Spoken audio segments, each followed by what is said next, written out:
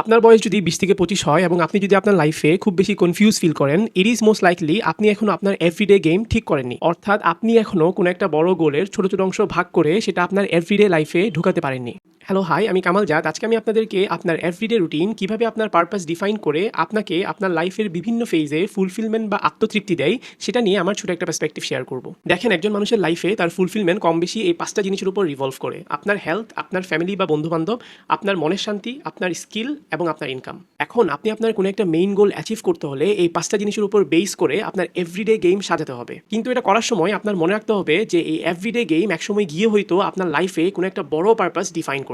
আর দিন শেষে আপনি যখন আপনার সেই মেইন গোল অ্যাচিভ করে ফেলবেন, আপনার সাকসেস আপনি নিজের চোখে দেখবেন, আপনি হয়তো তখন আপনার এরকম অনেকগুলো গোল অ্যাচিভ করে ফেলবেন, তখন you will be left only with yourself. তাহলে এতদিনের এভরিডে রুটিনে গড়ে ওঠা আপনার নিজের প্রতিচ্ছবি আপনি যদি ওই সময়ে পছন্দ না করেন, then what have you done with your life? Think about it.